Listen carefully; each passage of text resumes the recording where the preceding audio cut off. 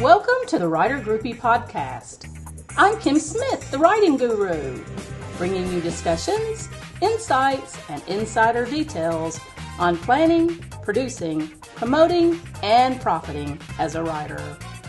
This is a podcast by writers for writers. You can find out more about Writer Groupie at www.kimsmithauthor.com. And here's the next episode of Writer Groupie. And welcome to another episode of Writer Groupie. I'm so glad y'all could be with me tonight because I am interviewing a wonderful writer named Judy Alter. And she has a website at judyalter.com. She's published with Turquoise Morning Press. And her latest work is called Desperate for Death. Hi, Judy. Welcome to the show. Thanks, Kim. I'm glad to be here. I'm excited to have a video interview. It's been a while since I've done one, and I just like them. I just think they're so much fun, and I get to do a lot with them. I can do audio for the podcast. I can do video for the YouTube channel. I get an opportunity to promote your show in a lot of other variety of ways, and so I'm really excited that we got to do a video chat via Skype. And you look fabulous, darling. Thanks. Judy, tell us about your writing journey. I know my listeners like to hear about how a writer came to be a writer. Well, I started writing when I was about 10. I wrote short stories about a spinster lady who had a taffy-colored Cocker Spaniel because that's what I wanted. Oh. And it got her into all kinds of trouble. And my mother saved those stories, and they're someplace in my attic. And in high school, I submitted stories to 17, which was the Bible when I was in high school, and they came back as fast as they went out. And I began to write lay articles for medical people, or for medical articles for lay people, because I worked in a medical school. And then I went to graduate school and studied English, and I thought, I can't write fiction. I mean, I was trained to write, to research, to support, to defend. I couldn't do it. Wow. And one day, a friend gave me her mother's memoir. The mother had been born in 1904 in East Texas. And her father had been shot on the streets. He was a deputy sheriff. And I thought, wow, there's a great story there. But I didn't know what to do with it. So I filed it away, and it occurred to me, because I'd read some other young adult novels, that I could write it, make the girl 14 instead of 4, and write it from her point of view. And so that was my first published novel. Wow. That's really very cool. I wish I had a story that interesting to tell about my journey. Mine didn't come that way. Mine just came from, I just liked to write, and I just wrote endlessly, and my mother kept everything. Well, mothers do that. They do. But that stereotyped me as a juvenile writer. And for a long time, anything I submitted, people would say, well, no, it sounds too juvenile. Oh. And I think that was their idea of me rather than what I was really writing. Yeah, I think it's true that sometimes people do get the story confused with the writer. For some reason, they think, pigeonhole. Yeah, they think, oh, you wrote that character, that must be you. Yeah. And that's not necessarily true, you guys. Sometimes we write characters that come to life straight out of the imagination in our brain. It has nothing to do with us. We don't even believe what they believe. We don't think like them. It's completely different from everything that we are. I don't know about that. I think a lot of my characters think like I do. Well, okay. Maybe there's a little bit of us in there. Yeah. A little bit. Do you happen to have a copy of Desperate for Death with you? Oh, I don't. Okay. As a matter of fact, it's not available in print yet. Oh, it's not. Okay. Turquoise Morning does them in ebook first, and it's months before they get them out in print, which frustrates me. Well, that's just the way it is sometimes in the publishing industry. It used to be everything came out in print, and then you had to wait for the electronic version. Now, everything comes out electronically, and you have to wait for the print. Well, in my day, they came out in hardcover, and then a year later you did them in paperback. Yes, that's true. I forgot about that. I forgot a step. It did come out with hardback first and then paperback. Yeah, you're right. Totally. So, well, okay. So Desperate for Death. is a murder mystery. It's a Kelly O'Connell mystery. This is a series that you're working on. What number are we up to? Desperate for Death is the 6th.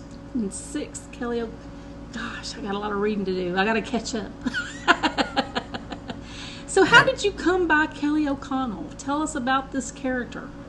Well, I'd always wanted to write a mystery, and I tried a couple, and they didn't go anywhere. And I thought, if all these people that are writing mysteries can do it, so can I. And so I began to think, there are a lot of culinary, there are a lot of craft, and craft is not me. There are a lot with similar amateur sleuths. So I thought, what profession hasn't been used?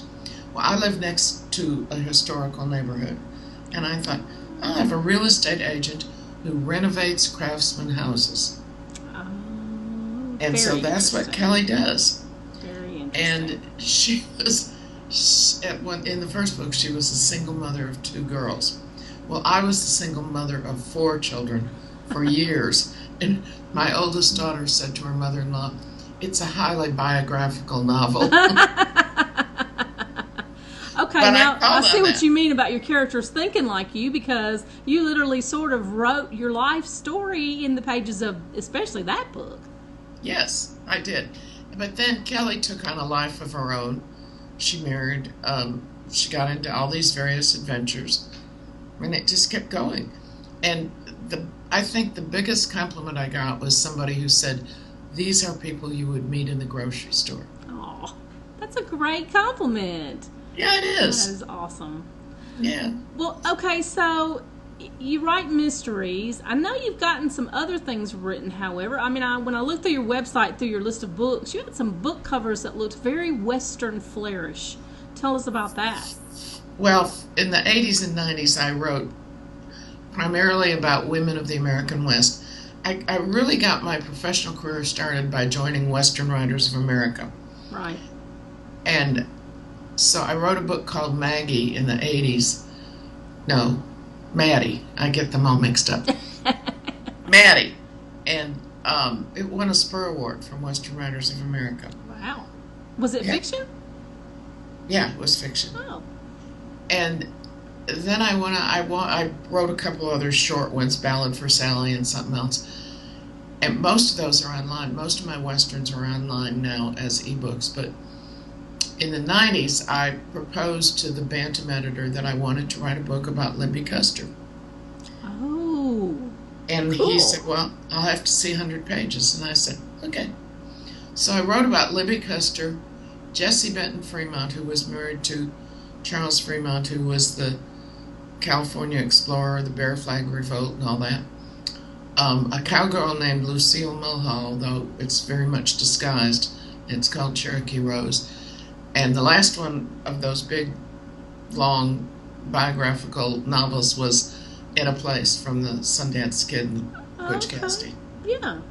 Wow. But then that market sort of fell apart. And I found myself writing young adult nonfiction for companies that publish for school libraries. Well, it was a little bit of income, but it wasn't what I wanted to do. And I thought, I've got to write that mystery. So I did it. It took a long time to get it published. I mean, I went through that search that everybody does for agents, for publishers. And I had some bad experiences, which I think everybody does. And Sisters in Crime and their subgroup Guppies were an enormous help.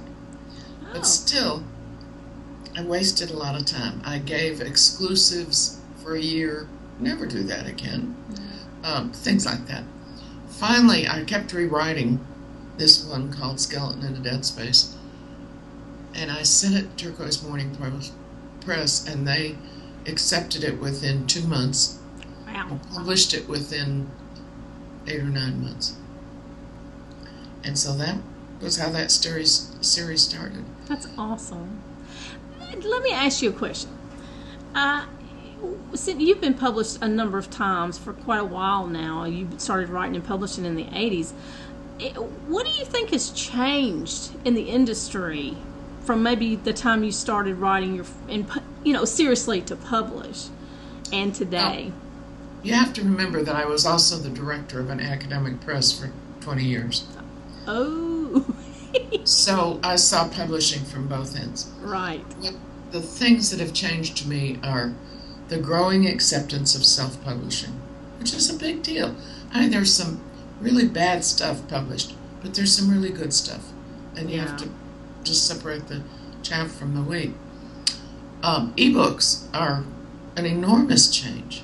When I was started in publishing, I didn't save digital files of my Western biographies from the 90s. So when I wanted to put them up as ebook reprints, I had to have them scanned. Oh, wow. You know, if I had known to save those files, but I probably would have saved them in a form that wasn't usable today anyway. That's true. Computers have come a long way since the 80s. Yes, all that has changed. And the other thing is that business about hardback to paperback. My publisher, with whom I'm parting ways amicably, sells about 10 ebooks to one print. So she doesn't care about the print. She wants to do the ebook first. Right. And I'm old-fashioned. I want to hold the book in my hand. Yeah. I have a fair 50-50 relationship there myself. I'm reading more paper than I am because my Kindle is on the fritz. I can't get it to hook up to my network. I've got to take it with me over to Panera or somewhere that's got Wi-Fi and try and hook up to see if it's my Wi-Fi connection on my Kindle or if it's my Wi-Fi connection at home and the Kindle not talking to each other. Yeah, I go places where it doesn't work and I get really frustrated. It is frustrating. But gosh, we've got cell phones now that have Kindle apps on them. I mean, it's not like we haven't got an opportunity to read electronically in pretty much anywhere we go. Yes.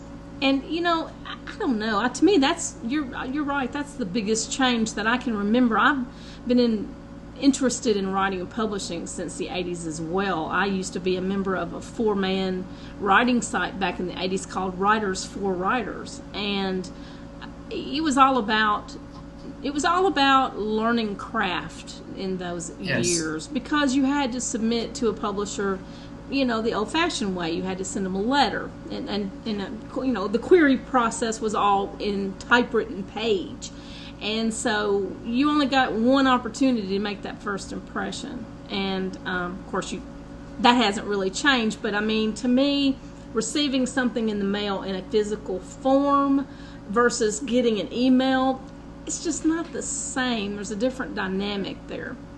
That's just my opinion. When I first started writing fiction, we had typewriters. Me too. And if you goofed, you had to type the whole manuscript over again. You were judged if you had any kind of errors. You certainly were. So you wanted to do it right, and it took a long time. It was easier to edit then, I think, too, because you would reread typewritten pages to find errors, and you would find the continuity issues, and you would find, it was just easier to edit, I think, but maybe that's just my mind. Well, listen, we're about halfway through the program, and, I'm curious to know what you think about mysteries today. I went through the bookstore not long ago, and I was going up and down the aisles, and for some stupid reason my mind decided to compare aisles. Who had the most books? What genre? And the sci-fi and fantasy was fairly large. And the romance is huge. And the romance was huge, and it has been for a very long time. But the mystery had dwindled. Whereas mystery used to have a full aisle, maybe an aisle and a half, now it only had one half of an aisle. And I thought, are we going through a slowdown in mystery writing? Or maybe readers have gotten a little about the cozies because there's been so much of that for so many years. I was just curious to know if you'd noticed that. No, and I haven't heard much about that in Sisters in Crime or the Guppies. They seem to be rolling along. Romance is taking over, and that's the reason I'm leaving my publisher. They're going to focus on romance. They don't want mysteries anymore. Oh. So I've self-published one mystery already, and I'll probably do that again. Was any of it your Kelly O'Connell mysteries? Or was No, it? You have it two was- series, don't you? I have, yeah, and the third series was Oak Grove. I've only done one in it, and it was The Perfect Cohen, and that's what I self-published. Oh, okay. I think there will always be mystery readers, and it may come and go, but yeah, those of us that are devoted to the genre really like it. You know, I thought about joining Sisters in Crime, you know, the online sisterhood, whatever you want to call it, at one time. But I got, commitment phobia. I was like, you know, I don't want to get started and get involved in a group that I can't maintain, you know, because if my real life gets too busy, I might fall by the wayside. And I didn't really know at that time, this has been some years ago, what their commitment might be, you know. It's not a lot of commitment. You can do as much as you want. I kind of threw myself into it because I wanted to get involved. The Guppies subgroup, which originally was, well, now we're calling it the Guppies chapter, but it was originally going to be published or grade unpublished. But there are a lot of people in it who've been published, like me, and stay because we like the camaraderie. Right. And in that group, you do have to participate in the listserv, if nothing else. Because if we don't hear from you all year, bye. Oh, yeah. But in Sisters in Crime, you don't have to. And you get newsletters and opportunities for classes, a lot of stuff. So is this like Romance Writers of America, where the Sisters in Crime is like the major chapter and Guppies is like your local or your close group? Guppies is a subchapter. Okay. But it's not local. And it's got like, I think we're approaching 600 members. And it's pretty much online, right? Yes, it's all online. Okay. Yeah. All right. Well, so for the reader out there who likes mysteries and the writer out there who wants to write one, give us kind of an overview of what writing mystery is all about. What does a mystery entail as far as writing is concerned? Well, there's that old Shakespearean formula. You start in complex and you keep getting more and more complicated until you get to the high point. It can't get any worse, and then there's a very short denouement. Gotcha. And that's sort of how I feel about mysteries. Guppies in Chapter offers a lot of courses on, like, they've got one going pretty soon on scenes, things like that. But, excuse you, I'm sorry, there's a dog. I don't like to take courses. I write by instinct. I'm not a plotter. I'm a pantser. I am too. And I figure if I start listening to everybody's theories, I'll get mixed up. What are some elements of writing a mystery that you think are critical, though? Things that have to be in there, like, does it have to have red herrings? Shh. It has to have suspense. I think the most important thing is you have to have characters that people identify with. Don't feel bad about the dog. Usually it's my dog, but I put her in the bedroom. Usually she has to come and visit see us. if it works. What she wants is a chew treat. She's telling you, I want a chew treat. Well, do you write romantic suspense, or is it pure mystery? It's true mystery, but there's always romance in it. There's always a love connection. Because I think, that's not true for me at my age, but for most women, and my female sleuths are in their 30s, and that's true for them, to make them believable. And I do fall into that trap of good cop, bad cop. They hook up with people who say, stay out of this isn't your business. And the female amateur sleuth says, oh, but I care, I've got to do it, Yeah. in better terms than that. But I am at the moment revamping my mystery series. It was published by a small press back in the early 2000s, and they've since folded. And I got my rights back, and I'm revamping the books. And surprisingly, I'm finding things to fix, or my editor is, that was missed by a couple of editors. So you can't ever get it perfect, from the get-go. No. It's always going to need something. But my thing is, whenever I read through this particular book, my question is it plausible, and does it matter? Does it matter when you write a mystery how plausible it is? To a certain extent, yes. I mean, there's the willing suspension of disbelief, but I think it has to make sense to the reader that so-and-so would do this and this in that situation. I stay away from police procedurals because I don't know enough about, I'm not going to the Writers Police Academy. I don't want to go through that rigorous training. And I just don't know enough about it. So I skirt the edges of that. And one way I do that is one of my series, the Blue Plate Mysteries, is set in a small town. So the relationship to the law enforcement is very different than it would be in a city. But yeah, it has to be believable. There has to be an element of plausibility to make the reader not pick the book up and go, chunk! Not say, oh, come on, this will never happen. Yeah. Well, and that's always been a question mark in my mind whenever I'm writing a book, especially in the mystery vein, is, would this really happen? Would this character really do that? And I think I did that because I've watched so many horror shows where this young woman is completely, innocent and happy-go-lucky, and then she goes and she opens that door, and you're like, no, she really wouldn't really do that. She would do that because she's in a horror movie, but she's not really going to open that door. One of the things that gets me is the female amateur sleuth who does such dumb things and is kind of ditzy. And then when it comes to romance, she's always shooting herself in the foot. And I'm like, I want to shake them and say, straighten up here, listen to that guy.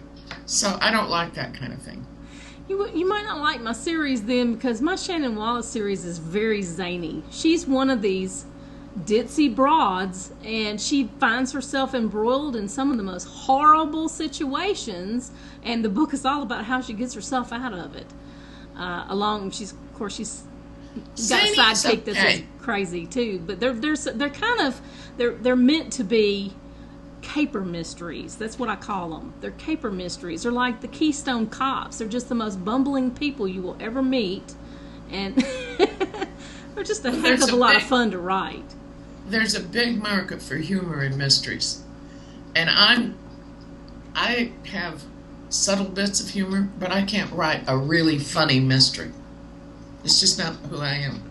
Well, and that was what makes all of us different and unique, is the fact that we all have a special voice and a special talent to take the stories of our heart and turn them into something that somebody wants to read. And I'm really excited about your books, and I'm looking forward to being able to read them. And what would you recommend I start with? The first Kelly O'Connell? Which is Skeleton in a Dead Space. Okay. I'll have to go out and get it. Or the first Blue Plate, which is Murder at the Blue Plate Cafe. That's the same series, or no? No, that's a different series. Oh, okay. Okay. There's a cafe in East Texas that friends took us to, my children and I, for years, and I loved it, and it's based on that. Oh. Well, how fun. Well, that's wonderful. Well, listen, we're getting down to the last part of the show, and I always like to ask my authors who come on and let me chat with them what advice they would give an aspiring author. Somebody out there that's just getting started, knowing what you know about publishing today and self-publishing and marketing and, the whole picture. What kind of advice do you have for them? Are you talking about mysteries?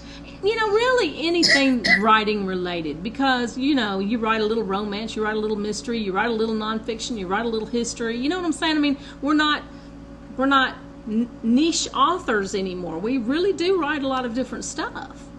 That's true. I've got a historical in the pipe coming. But I think what I would say, and for mysteries, join Sisters in Crime and Guppies. For general writing, find a group, join a group, learn from others who have gone before you, experienced all this. I mean, don't just set out by yourself and think you know how to do it, because there's so much involved. When I joined Sisters in Crime, I mean, I published a lot of books. I've been writing for 25 years. I thought, oh, I know the ropes. No, I didn't at all. The world of mysteries was very different from the world of Westerns. So I think hooking up with people is a wonderful thing. You have to be careful. Some of the writers' groups are all wannabes, and they're not ever going to really do it. And some of them are all focused on marketing. And you want people who are going to critique your writing. You can critique their writing. And that's very important. I read mysteries all the time. And I read them now thinking, I wouldn't do it that way. Or, wow, this is really good. But you learn from reading. We definitely do learn from reading. We also learn from critiquing others and having our work critiqued. You're not going to ever see the forest for the trees if you don't have somebody show them to you, point them out to you and say, that's a tree. So, yeah, I agree with that 100%. That's very, very good advice, Judy, and I really appreciate you sharing that wisdom with my listeners and my I don't think it's viewers. very original.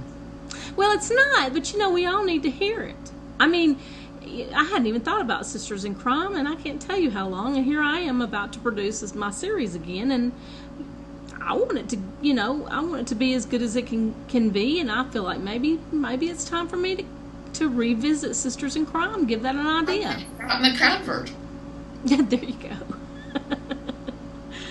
Well, it has been so much fun having you on my show this evening, and I'm excited about getting a chance to check out your work. I'm going to give my listeners your address. It's Judy Alter, ALTER.com. But you're online in a lot of different places, so I'm going to let you promote yourself here. Just tell them where to find you. Well, I have Judy Stew, which is my blog, and it's not about writing techniques. It's about who I am. I have a friend who's a political activist, so she also posts pictures of her grandchildren, and her garden, because she said, I want people to know that I'm not just a prickly liberal. I want them to know that I'm a real person with a heart. And I kind of feel that. I want them to know who I am as a person. So I have that, and I'm on Facebook, and I have 2 Facebook pages, Judy Alter and Judy Alter Author, and I'm on Goodreads. And I think that's it. You do tweet, though, right? Do you do Twitter? I do tweet, but mostly my Facebook postings automatically tweet. Oh, I see. You kind of have them connected. Yeah, I'm not real good about following tweet. Okay, well, you guys, listen. It has been fantastic talking to Judy, and I want for you to go out and find her books. Desperate for Death is the latest one. They're on Amazon, and they can find them in all the ebook retailers. Yes. Okay. And the next one is Murder at the Mansion. Murder at the Mansion. Well, that sounds exciting. This fall. Maybe you want to come back on the show and talk about that one? Sure. Well, there's your invitation. You're welcome to come back anytime. Thank you, Kim. Thank you. Thank you for listening to this edition of Writer Groupie. For booking information, show notes, and more, visit KimSmithAuthor.com.